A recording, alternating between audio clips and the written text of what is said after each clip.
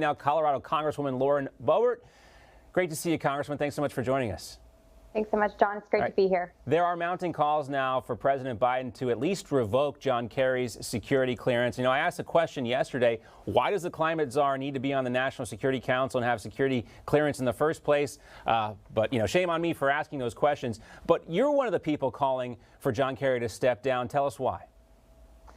Well, John, look, besides graduating from Yale, traveling the world in taxpayer-funded private jets, or when he's on a commercial jet, just flying around maskless, and losing 2 presidential campaigns, what has John Kerry actually accomplished? I didn't think it was possible, but he has even accomplished less than Joe Biden during all of his years here in the swamp. How corrupt is John Kerry? Well, Mitt Romney, America's rhino, has come out and condemned Kerry's actions. John Kerry has always put the Iran regime first and America last. From the nuclear deal until now, his whole life, he's been a sellout. And he's always happy to put America last, and he needs to resign.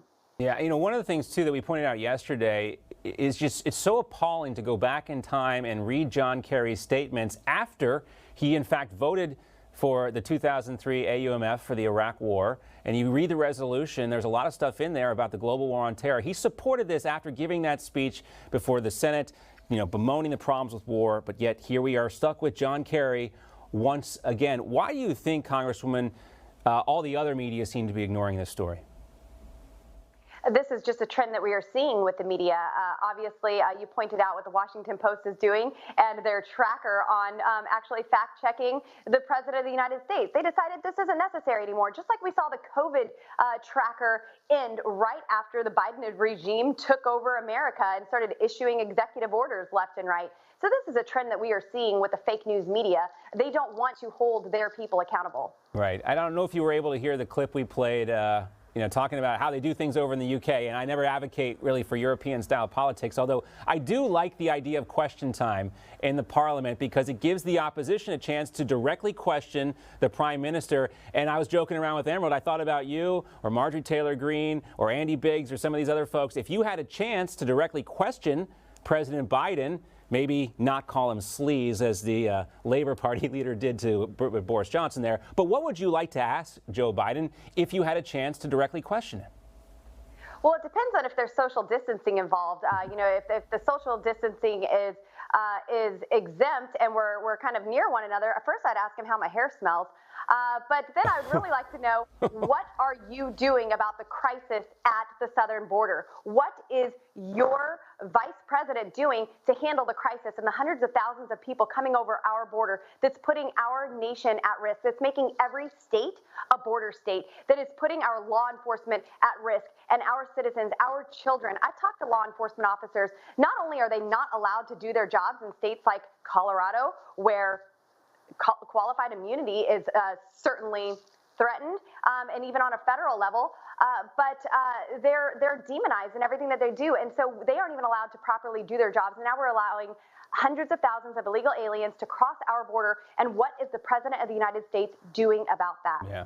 Well, we do expect him to say some stuff about gun control tonight. We know he probably won't mention Boulder, Colorado, because Boulder has some of the strictest gun laws in the country, and the whole shooting narrative there doesn't fit their preferred narrative on these types of stories.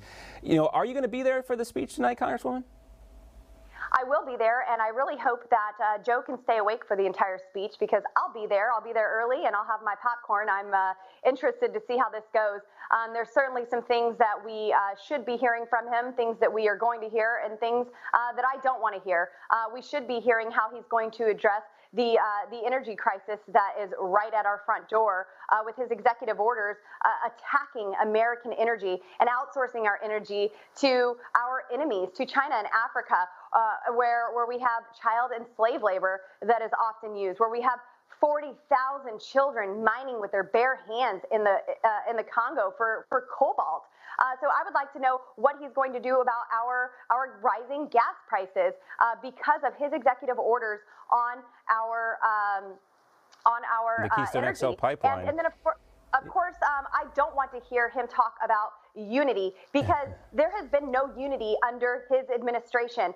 There are things that he's not even allowing to come through the Congress because he knows that he can't get it passed. He knows that he can't get his gun legislation passed through the entire Congress. So that's why he is issuing executive orders assaulting executive our orders, Second Amendment Congresswoman, and these spending bills. Everything's a spending bill now because they know they can do this reconciliation deal where they don't need Republican support. They're trying to pull the wool over our eyes. And, you know, I noticed James Clyburn, the South Carolina congressman, he was fined for avoiding the metal detectors up there. He's appealing that fine. Are you guys going to have to go through the metal detectors, do all that stuff tonight, I assume?